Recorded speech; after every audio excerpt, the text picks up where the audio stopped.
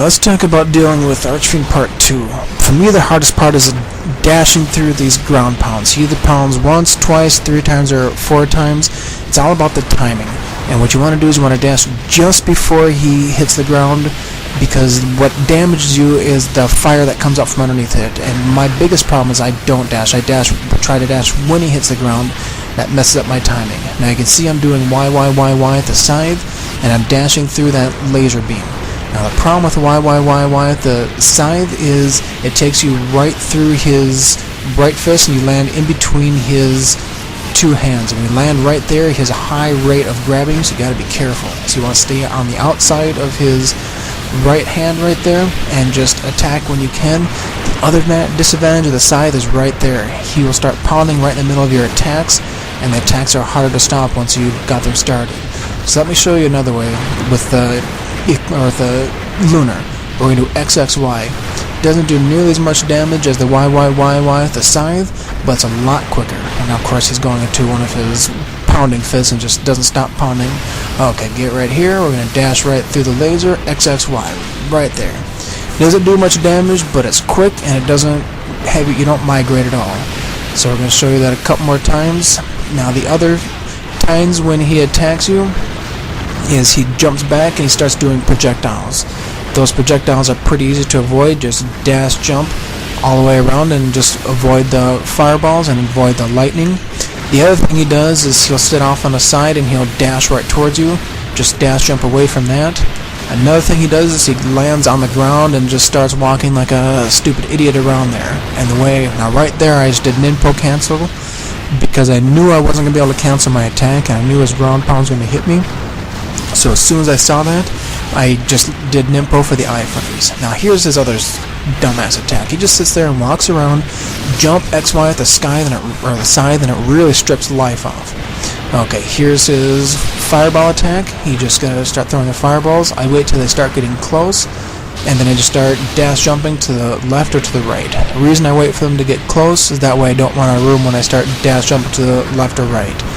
Now here's his lightning attack, and just avoid it by jumping away. Pretty simple, straightforward. Okay, now he's back in the ground. Let's start taking off more life. And you can see I've used 2 lines of the 1,000 guns for him. I usually plan on saving them for a dogger die, but for some reason dogger die went really easily. I took him out very, very simply, and I didn't need to use him there, so I might as well use him here and make this fight a lot easier for me.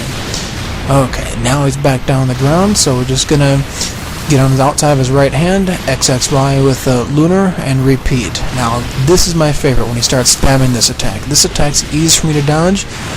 You just dash right through it and follow up with an XXY with lunar. And here he goes again. Now we're getting him close down to our OT status. Right there I thought it was it, but not quite. Got to do a couple more attacks. Right there should be it, but for some reason it's not. So we're going to do one more attack and then we can get him into OT status. And I was very aggressive. I knew he'd be in OT status, so I just started attacking him right with his laser. Now I've got the dual katanas to do the OT, because that's my favorite OT on him. And that's it. That's how you take care of the Archfiend. Now this ending's kind of cheesy. I don't mind this part where he just dies and explodes, but all that crap when Sony comes up is just pointless fodder for me. But who really plays Ninja Gaiden 2 for the story? If you want to play a game for the story, stay away from this game. This game, the story is just designed to give you a very loose reason to just start killing everybody in sight. Like you need any reason for this game to kill everybody, but they just threw together just a little bit of incentive. Now this part of the ending I love. I love the credits where you see the reflections and all the weapons. What I don't like is the fact you can't skip it. And so usually I just put my controller down and I start walking away. And I really, really hate this, that you can't skip it, but it's kind of cool to see the credits for the first time. So the ending sucks, credits rock, except for the fact that you can't skip them if you want to. Okay, while the credits are going, I'd like to take a little bit of time to talk with you about how to make the most out of watching these videos, and honestly watching all videos in general. First thing that's going to help you out is watch all the videos in the series. A lot of the comments I make refer to previous videos. I'm giving strategies throughout all the videos, not just for the particular fights we're dealing with, but for the game in general, so you may be able to pick up some strategies and apply them if you watch all the videos, and you'll pick up stuff here and there. The other thing that